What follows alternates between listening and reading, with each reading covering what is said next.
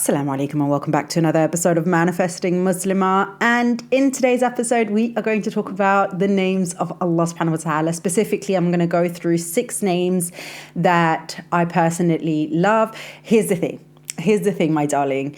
Today's episode is episode number 99 of this podcast, which alhamdulillah, I am just, so grateful that you guys are tuning in and that you're listening. That means that I can actually sit here and still record, to episode 99. Alhamdulillah, I'm really, really just also really proud of myself, proud of you, grateful to you, all of the good things. So I was like, okay, here we go. These are like episode 99, and inshallah on Thursday will be episode number 100. It's going to have to be special. I'm going to really have to try and do something unique for them. Well, I don't know if it's going to be unique, but anyway, I had like a small moment of like the easiest genius I have ever had in my life, which is like, it's episode 99. Allah subhanahu wa ta'ala has 99 names. Let's go. Let's do this. Let's talk about some of the names of Allah subhanahu wa ta'ala. And specifically what it is, because like I don't want to just sit here and just like read up like the list of Allah subhanahu wa ta'ala's name. Like everybody can do that. Everybody can also do what I've done for this episode or what I've done sort of in general with my coaching and stuff, but let's not go too deep into that. But what I want to do specifically today is highlight 6 names that I personally use myself and recommend other people to use as well if they really want to start building a closer relationship with Allah. And it's almost as if you can use these names to create affirmations with them, or use them in your du'as, or start just generally speaking like broadening your horizon around Allah subhanahu wa ta'ala, because obviously the majority of us just say Allah, Allah, Allah. And that's fine. Listen, we can say Allah. There's nothing wrong with that. But he has 99 names because these 99 names describe who Allah is. It's not just like a name like, oh, my name is Zara. Actually, it's Fatima Zahra, but my name, in everyday use is Zara, but it doesn't describe who I am. It's just a name. But Allah's names, subhanAllah, they describe who he is. So if we want to know Allah, we should know his names, right? And that's the beautiful thing about his names. And some names you're going to probably feel more connected with, more of a pull towards than others. As I said, these are just 6 that I personally love and that I've used myself and I recommend to other people also. So this is just maybe like a little toe dip into this beautiful ocean of names for Allah and the description that Allah is. And so if you're sitting out there and you're feeling maybe a little disconnected from Allah, or you feel like Allah is very far away from you, or you don't have a good relationship with Allah, maybe you can start off by incorporating these names into your du'as, into the way that you're thinking about Allah, into your daily affirmations, and then start noticing the difference in how you start approaching Allah, the way that you start thinking about Allah. And inshallah, it's going to create a wonderful sort of foundation for the rest of your relationship to build on with Allah, inshallah. Okay, that was a lot of Allah, Allah, Allah, inshallah, subhanallah, all this stuff. There are worse things I could say, am I right? Okay, so let's just kind of like say good for that and then move on. So I'm actually just going to go straight into the first name here. And that is Al-Musawwir. Al-Musawwir, and that is the flawless shaper. Al-Musawwir means the flawless shaper. And this, to me, I think it's like probably my favorite when it comes to loving myself and accepting myself and really showing a lot of grace and forgiveness to myself, is to think of Allah's name or think of Allah as Al-Musawwir, because it says the flawless shaper. It's not just a shaper. He doesn't just create, he creates flawlessly. And as a creation of Allah and being my own worst critic, it is very difficult sometimes to love myself. It can be very difficult sometimes to accept myself, forgive myself, show myself grace, acceptance, be there for myself, be my own friend and supporter, and so to have Allah literally name himself the flawless shaper, basically the flawless creator, like he will create flawlessly. Subhanallah, that tells me that he has created me exactly the way that I am meant to be, i.e. no mistakes. So even though I can look in the mirror and be like, oh, I'm too fat, I'm too skinny, my hair is unruly, my nose is too big, or my bottom teeth are crooked, or I don't know, whatever it is that I'm looking in the mirror and going, ugh, I don't like this about myself. Or going a step deeper and being like, oh, I don't like that I laugh this way, or that I can be crass in my humor. I don't like that I don't have the patience. I don't like that I talk too much. Maybe, like even like character, things that we look at within our character and we deem to be flaws. We can now start saying, Allah has created me flawlessly. Allah has created me flawlessly, meaning everything that I am is from Allah subhanahu wa ta'ala, meaning it is flawless.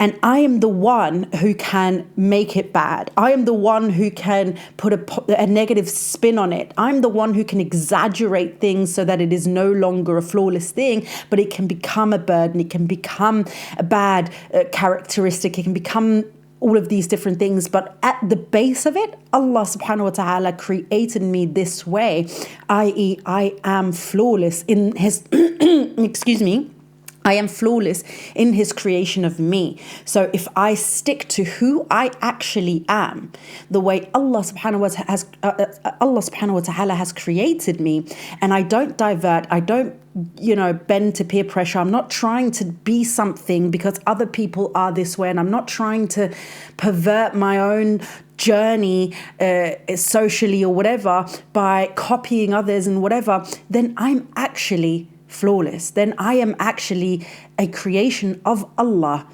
in the way that Allah wanted me to be created. So that to me is such a wonderful name to affirm with when it comes to self-love, self-appreciation, self-acceptance, self-forgiveness, self-realization, understanding who you actually are.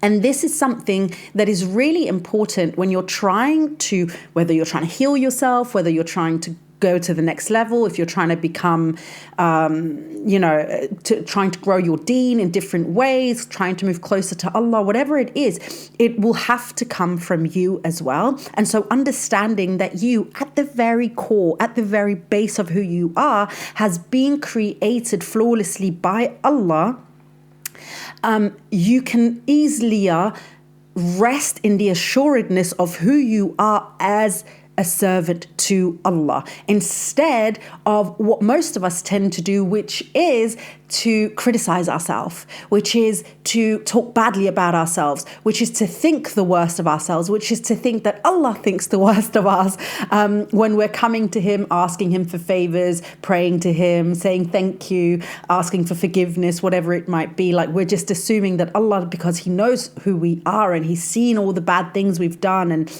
our transgressions and whatever else, little hit parts in our history where we kind of fell through the loops and whatever.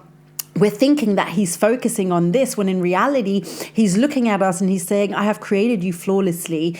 You're the one who's bringing these things into it. But if you're just resting in who I created you to be, I'm actually, I will love you regardless, because that is Allah. Allah loves us and He'll forgive us. But He's like, just rest in that, and life will be easier for you, instead of constantly criticizing yourself. So that's the first name, Al-Musawwir. Al-Musawwir, the flawless shaper. Start using that, especially when it comes, as I said, to creating affirmations and du'as around self-acceptance, self-love, self-forgiveness, and so on. The next one, Al-Ghaffar. Al-Ghaffar, the great forgiver. The great forgiver. Subhanallah. If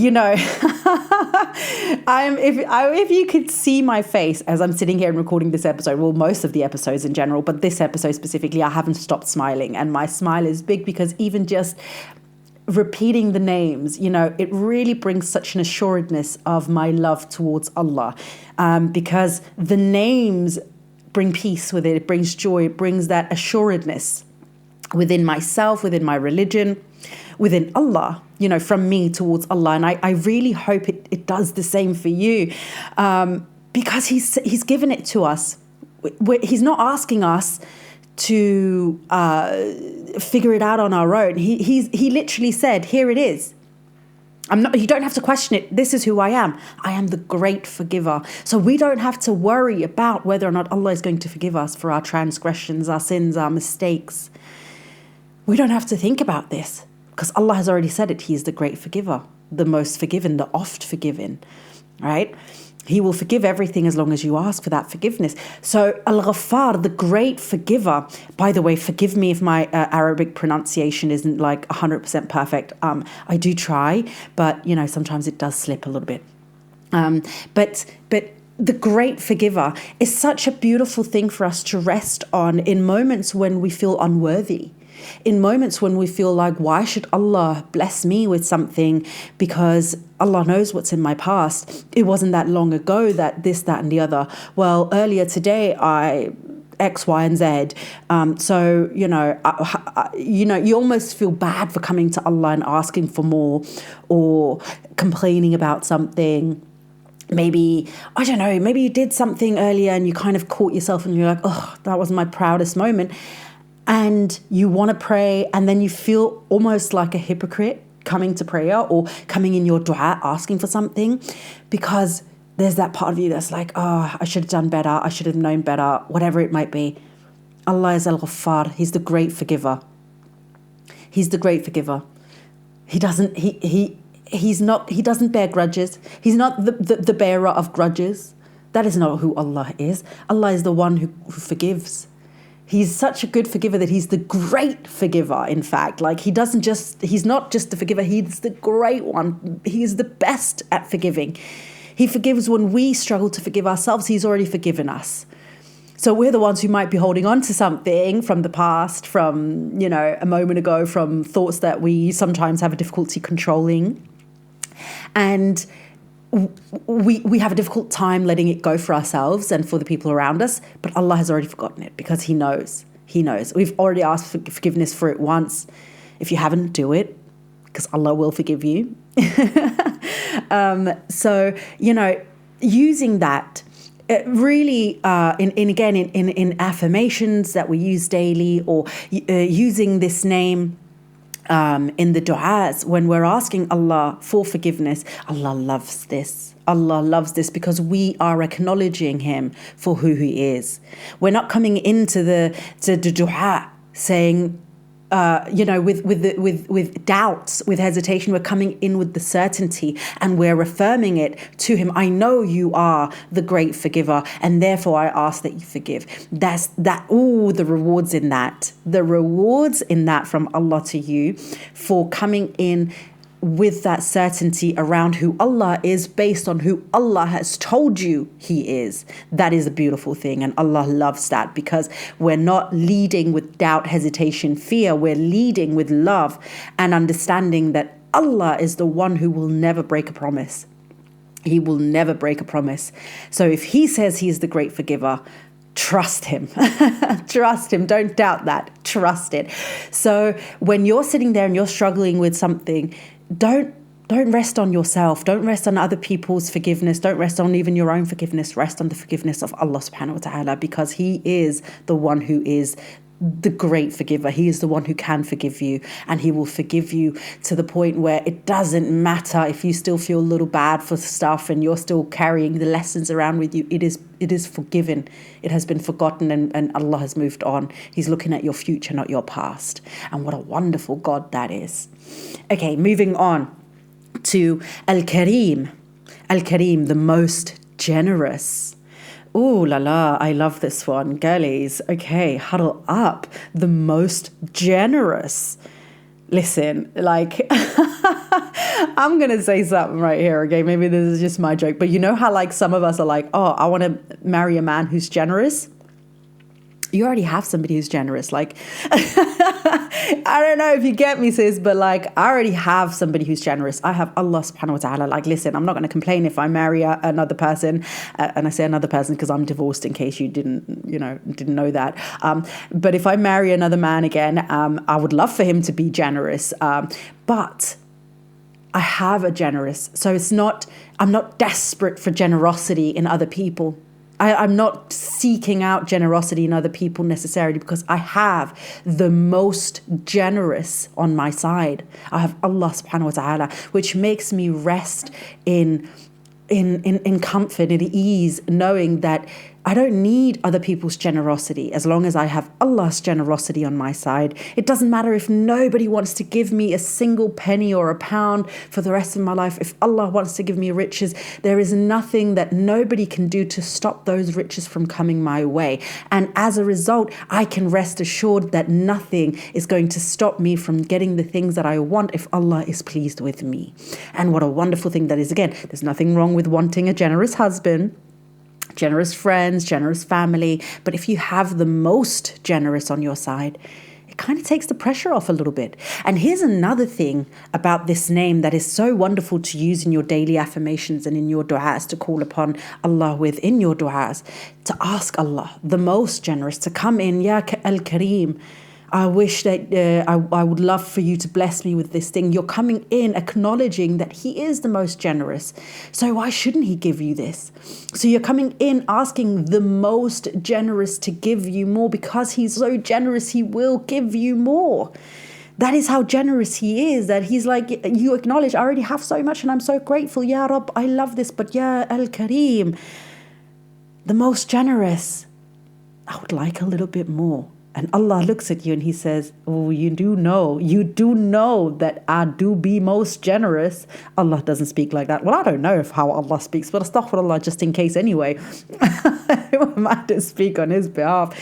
Allah says, I do be most generous, so here's a little bit more, because you asked and you acknowledged and you know me and I'm pleased with you.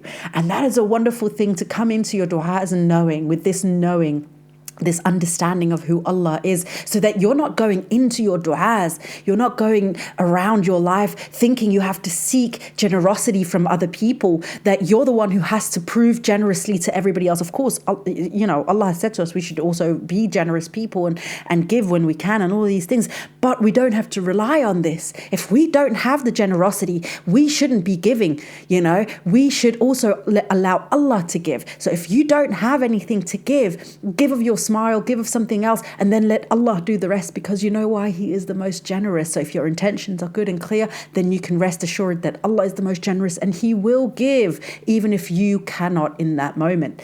But to understand and know that he is so generous, that he is the most generous, that you can go into your dua, because I know a lot of us feel a lot of shame and guilt and maybe greed even. I've heard that quite a bit at times, greed around asking Allah for more. But Allah is most generous. He doesn't care if you already have a lot. If he's pleased with you, he will give you more. That is his promise to you. I will continuously give to you as long as you are grateful. He doesn't say, and then when you reach a certain limit, I'll stop giving because that is it. That is the limit. No. He said, as long as you're grateful. So if you also understand that, and you understand that he is generous, and you go in with that mindset, Allah loves this, because you're acknowledging who he is, you're understanding, you're coming in with the certainty of who Allah is, instead of doubting Allah's ability to bless you with more. Allah loves it when we acknowledge who he is, instead of going in with doubt and hesitation. Do you see what I mean? All right, next one. Okay, so that was Al-Kareem. So right now we've had 3 so far. Al-Musawwar, the flawless shaper. Al-Ghaffar, the great forgiver. Al-Kareem, the most generous. And now we're going into the 4th one, which is Al-Wakil. Al-Wakil, the trustee. The trustee. Oh, I love this one. Oh, how I love this one. Al-Wakil, the trustee. This is the trustworthy one, the disposer of affairs. Oh, this one is a big one. And this one is a big one, especially if you if you're a bit of an overthinker, if you're a bit of what's the word I'm looking for? Like one of those people who like micromanages. Like if you're a bit of a Karen in like not a Karen, a micromanager. Yeah. If you're one of those, like I'll figure it out for myself. I'll give you this, but like I'm gonna like hover over your shoulders, looking down, looking at what you're doing because I need to micromanage to make sure it's done the right way. And I know that Allah will figure it out, but then at the same time, you're still trying to, micromanage Allah. I keep saying that like that because a lot of us out here are trying to micromanage Allah. No, well, not me actually. I've done that in the past, but alhamdulillah, that's not a concern of mine anymore. But I know a lot of you out there are a bit of micromanage, like want to micromanage Allah a little bit. That's not, it sounds worse than it is, but I'm saying it that way because there's still a part of you that might be like, oh, I don't know how it's going to happen. So I need to make it happen, when in reality, you need to just let Allah, the disposer of affairs, figure it out. That is his job. He is al-wakil. He is the trustee. He is the one that is the supreme administrator, the supreme guardian, the supreme trustee. He is the supreme in disposing of our affairs. He's the supreme of knowing how things are going to happen, to make sure all the pieces fit so that it comes together in a way that you can't even understand, or you wouldn't have known until it has happened. And then you're like, I would never have been able to do this, which is why it's a good thing for us to leave and surrender things and the outcome and how things are going to be to al-wakil, the trustee, to let Allah dispose of our affairs the way that it is meant to be disposed of, instead of us trying to come in and micromanage things in a way where we end up sometimes getting in our own way, delaying the blessings, receiving more lessons than blessings. And a lot of us don't like that, but that's what happens when we come in and try and micromanage and try and figure out the how, when in reality we don't know how. But guess who does? Al-Wakil, the trustee. He knows, because he's the disposer of our affairs. He's the one who figures out the how. So this is a name that I like to use in the du'as if I'm asking for something and I'm like, I don't know how possibly this could happen. Like, I really cannot see how it can go from A to B, but I trust that you've given me this desire, this dream, this longing for this thing that I'm coming to you now and asking you for. And even though it seems ludicrous and delulu and so outrageous, I trust that you're giving me this desire and this dream for a reason. And so I'm leaving the figuring out the how to you. I will take action in trust that you will figure out how it's going to go down, and I will trust you with this, and then I will sit back and do the things that I feel guided towards doing. So I'm still going to take my actions, but I'm not trying to get caught up in trying to figure out how it's going to happen. Let go of the how. If you've been here for a while, you'll know that is one thing that I've always said. If you want to use law of attraction from an Islamic perspective, the how is none of your business. The more you're caught up in how something is going to happen for you, the longer you're delaying the blessing, because you're trying to figure something out that you are not in control of. You are not responsible for that. That is Allah's job. And so the more you can lean into the trustee, the disposer of affairs, the easier it'll be for you just to take action in good faith and trust that Allah will figure it out. And you take action with checking in on your niyyah, of course, the intention every time you're taking an action, that you're staying on the correct path, moving towards the thing that you genuinely feel pulled towards, rather than letting other people pull you in other directions. That is a wonderful thing when we start working on something. Another way to use this specific name, al-Wakil, is, as I said, the trustee, in the fact that he can be trusted with everything for us, that we can come to him with everything. This is the one that we can put everything in front of him, and we can trust him with everything. There's no sipping hot tea for Allah subhanahu wa ta'ala. There's no gossiping. There's no, listen to this gossip from yesterday. Listen what Karima said to me yesterday. Listen to Fatima, what she said to. There's none of that. None of that. Allah just listens. He listens and he holds everything that you say to him safely with him. So you can come to him, and this is one thing that a lot of you that I've spoken to have a little bit of trouble with, which I'm, definitely still going to be working with a lot of you on, is you can come to him with your anger. You can come to him with your disappointment. You can come to him with your sadness. You can come to him with any emotion, because you can trust that he is the one that can bear all of these emotions that you come to him with. And yes, that also sometimes includes anger and frustration towards him. I know this is where a lot of you get a little triggered. I get it. I used to be a little bit triggered by this also once upon a time, because I thought if I came to Allah and I was angry with Allah or disappointed or something, that Allah was going to punish me, that like I was just basically going to implode right then and there. And then I learned, no, Allah is a trustee. Of course he trusts, he made me. So if he made me to be triggered by something or angry about something, he already knows that I feel these things about Allah in that moment. So instead of going out and talking, excuse my phrase, talking shit about Allah to other people who will twist it and not understand what I'm saying and maybe make my anger, even more fired up and more exaggerated and whatever, I will take it to Allah and say, I'm really angry. I don't understand why you're making me go through another hardship. I don't understand. Haven't I done enough? Whatever it might be, because that is where it should be placed anyway, because it's with Allah that emotion is best to be trusted, because Allah is not going to serve you anger back. Allah is not going to fuel your anger. Allah is not going to increase your anger. Allah's going to just hold it and say, that's cool, that's okay, let it out, and then get back to business, and sometimes he'll even come in with some comfort in different ways to us, either by giving us immediate sort of like comfort and ease and peace in our heart from like having that moment of just kind of letting it out. Sometimes it's just like, oh, I just said it and now I feel kind of better because I'm not like bottling it in. So that's from Allah as well, like that sense of like calmness and ease afterwards. We were like, okay, I think I'm okay now. Or he might even come in and be like, okay, I'm just going to turn down the volume a little bit on some of the things for you, or give you a little blessing or a little bit of help here or a little nudge in the right direction, because like all I needed from you was just that moment of like, oh, I'm there, I'm ready. And then seeing you come to him with the anger, right? Seeing you, instead of going to everybody else and letting your anger out on all the wrong people, you're coming to him and you're trusting him with something that can feel so vulnerable to you, that can feel so scary to you. That is, Allah loves that.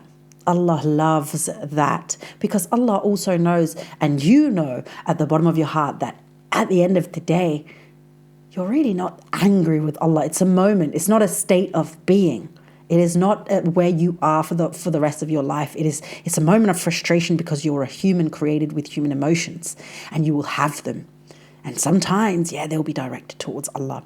But anyway, using this name, Al-Wakil, the trustee, to also affirm to yourself that this is the one you can trust with your dreams, with your hopes, with your desires, your emotions, your outbursts, whatever you're going through. This is where to go. This is whom to speak with.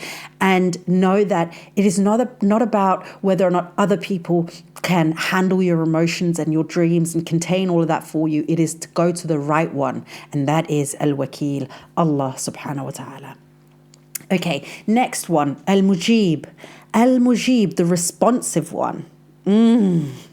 Yes. Oh, I love this one. Well, I love all of them. I really do. But this one, Al-Mujib, the responsive one. This one is if you are, if you're questioning whether or not he's going to respond to your dua. He's already said it. He is Al-Mujib. He is the responsive one. And Allah doesn't mean that, like I'm the responsive one, like I'll pick up the phone during 9 to 5 in these hours, bank holidays and weekends. No, like he is the responsive one. There is no little add-on or limitations on the names. None of them, by the way. So remember that, so it's not the responsive one when it's Friday between 9 to 12. it is the responsive one always. No matter when you call on Allah, Allah responds because He is Al-Mujib. He will respond to you. He hears you and He will respond. So even if it has been some time, even if you're like, but it's been a week, it's been a month, it's been a year, it's been 10 years, it doesn't matter. Allah has already responded. You know why? Because He is the responsive one. And knowing this will automatically give a sense of ease, a sense of a calmness within ourselves, that we don't have to ask for the things repeatedly. Now, there's nothing wrong with making a specific dua a few times or several times if that's what you want. Absolutely nothing wrong with it, but there has to also be an element of trust, that moment of faith within yourself where you're like, but I know Allah has heard me. So it's not that you're coming into your dua being like, but maybe you didn't hear me the first time because but did you hear? Did you know? Did I tell you enough? Was I being specific enough? Was I this, that, and the other? Allah heard you. So again, this is not so much a knowing, it is what you're coming into it with. It's a state of being. It's an understanding that I don't have to make more than one dua about the same thing. Now I can, of course, I can. There's nothing wrong with it. Allah loves it when we speak to Him, even if we repeat ourselves in the things that we say to Him. But if we come to the dua and we make the same dua because there's doubt within us that Allah has heard us or that Allah has decided to respond, this is the problematic point. So we have to go in knowing that He has already responded. He has already given it. He's already heard it. It is not going in being like, maybe He's not responding to me. Allah has already responded. Just the fact that it's not there doesn't mean that He hasn't responded. It means that it's not the time yet. It's not the time yet. That is all. It is not the time yet. And so we're the ones in those moments who have to rest on our sabr. In our sabr. And by the way, if you didn't listen to the episode already, I recently did an episode on how to have more sabr, how to be more patient. It was episode 100. Oh my God, listen to me. No, it was episode 97, 2 episodes ago. So not the one before this one, but the one before this one. What? You know what I said 2 episodes ago. Just go with that, okay? So if you're like, but how do I stay patient? Go back and listen to that episode because I tell you there. Okay, so when we use this name, it's us reaffirming to ourselves as well, and also, of course, to Allah. But mainly, this one I feel like is one of those like internally ones that gives us that calm, that ease, that assuredness that Allah has already responded. It is us that needs that reminder more than anything. But of course, we're also coming to Allah. So if we have a little bit of that doubt and there's a little bit like of that like itch on the inside of our skin, and we're like, but maybe Allah didn't hear because it's been a year and I don't know where it's been and the deadlines are encroaching on me and whatever, blah, blah, blah, blah, blah, blah, blah. Then we can also come into the dua calling on Al-Mujib. Because again, it is the reaffirming out loud, to Allah, to ourselves, that Allah has responded. And it can help us get that calmness and sense of ease immediately, but also maybe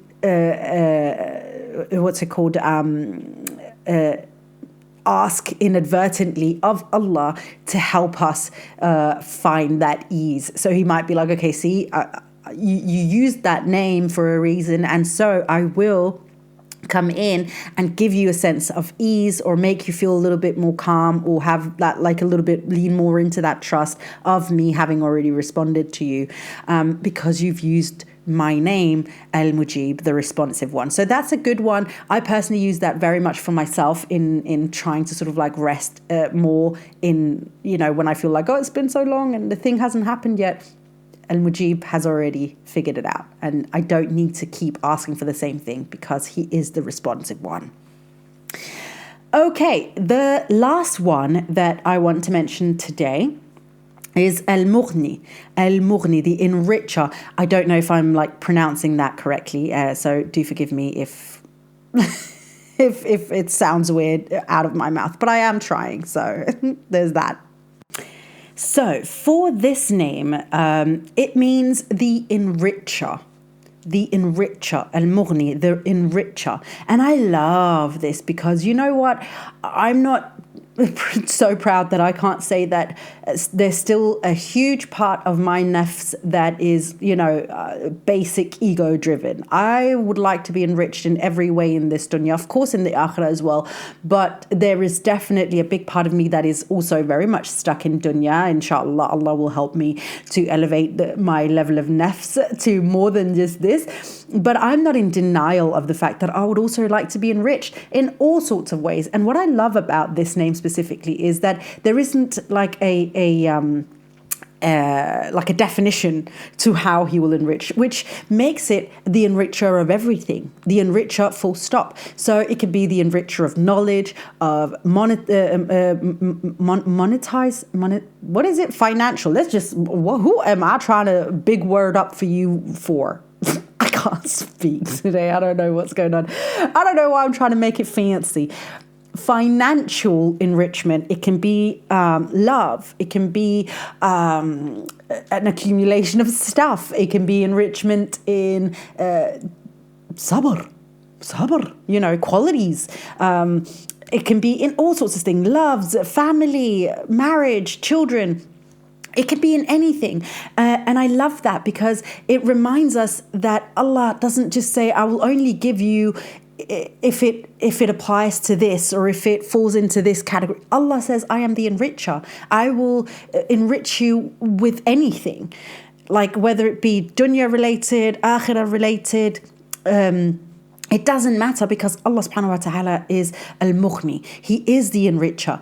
And so we have to stop putting these limitations on Allah, that Allah only wants to give us if and when. And it's only in these bubbles or these constrictions that we have made on ourselves or we have placed upon Allah.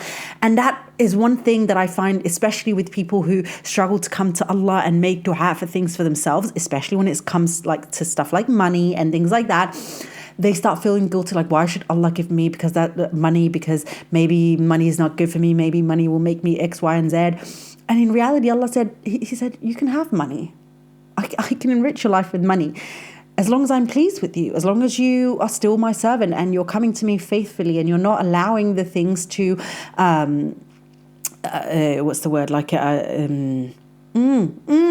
The word, the word. Yeah, exactly, that word where it basically goes, corrupt. That's the one. Corrupt you, as long as you're not letting it corrupt you. Thank you for helping me out, sis. I really do appreciate it. I felt the energy. Thank you. So as long as you don't let it corrupt you, or as long as Allah says, but I see that it's good for you, so I will let you have it because I see that it doesn't do anything bad for you, or like it's good for your qadr, or it's written for you, so I'll gladly give it to you. But I just need you to ask for it.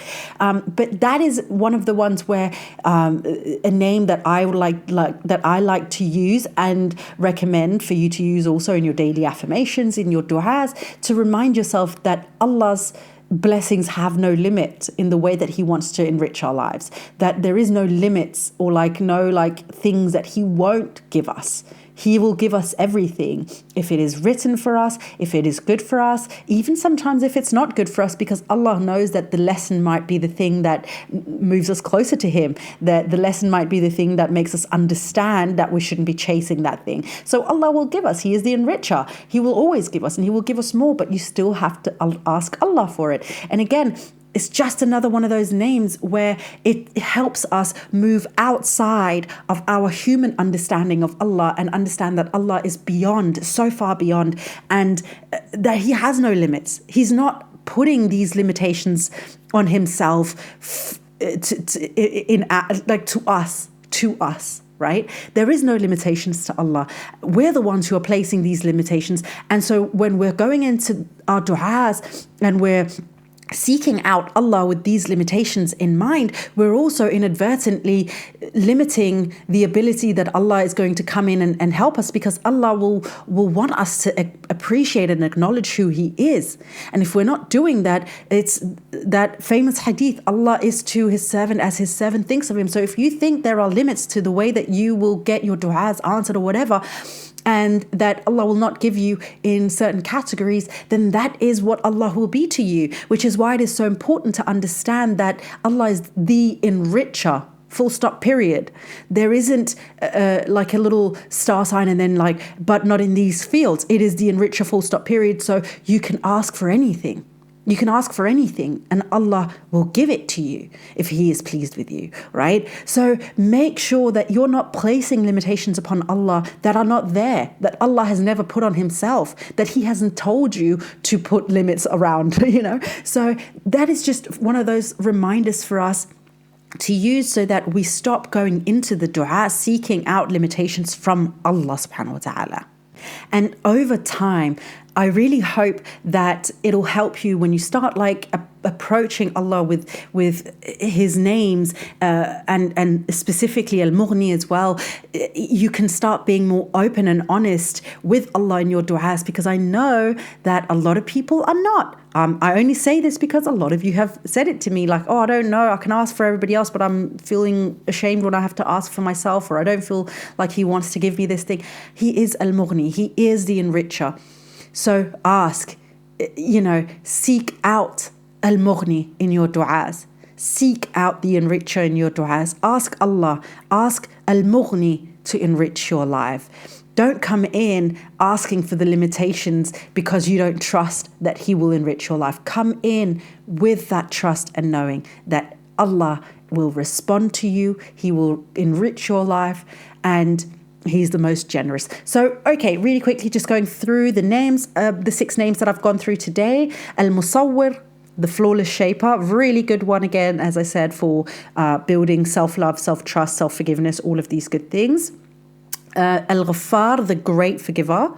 Stop holding on to things. If you've asked Allah, He is the great forgiver. He forgives.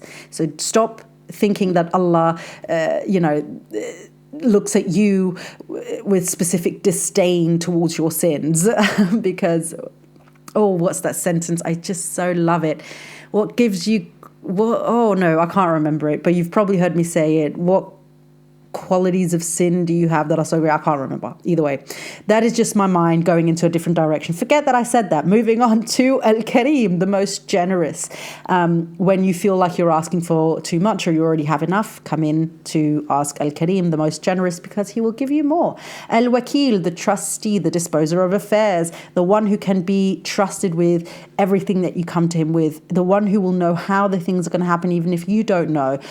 So even if it feels ludicrous, out of touch with reality, whatever it is, ask Al-Wakil to come in and figure out how it should be handled, and he will do that for you. Al-Mujib, the responsive one. Don't go in thinking he hasn't heard you. Keep resting in the assuredness that Allah has heard you and He has responded, even if you're not seeing it right now. So you can go into your dua. Yes, you can still make the same dua, but go in knowing that He has already responded. And the fact that you're saying it again is just for your own sake and for the communication with Allah and the time with Allah in your dua. And lastly, Al-Mughni, the enricher. Allah wants to enrich our lives in this dunya and in the akhirah, but ultimately in the akhirah, of course, but He doesn't put that as a caveat to the name, meaning He can also enrich you in this life should you want it. So come in knowing that Allah wants to enrich your life, but you also have to believe in it, trust in it, and come to Al-Mughni and ask for more in this dunya if that is what you want. Okay, my darling, that is what I wanted to share with you. Those are the 6 names I wanted to share with you. I'd love to hear your thoughts. I'd love for you actually also to share with me what is one of your favorite names of Allah subhanahu wa ta'ala. Have you got a favorite name of Allah subhanahu wa ta'ala that you like to lean up on? Leave it in a comment. Share this podcast on your Instagram, TikTok, whatever it is. Help me share the word. This was episode 99. I'm so excited about it. Next time is episode 100, and things are going to look a little bit different, inshallah, for that episode. So I hope you'll be excited with me for that, and that the podcast is going to continue to grow, inshallah. I hope I can continue to make content that will enrich your lives, that will benefit you in different ways, that I can keep being here for you and give you, I don't know, just something to listen to that inshallah can help uplift you, move you closer to Allah, improve your life in this dunya and inshallah in the akhirah. And just thank you so much for listening to the podcast. I do appreciate you so very much. I will see you, inshallah, on Thursday's episode number 100. I'm so excited. But until then, my darling friend, please don't forget to live in love.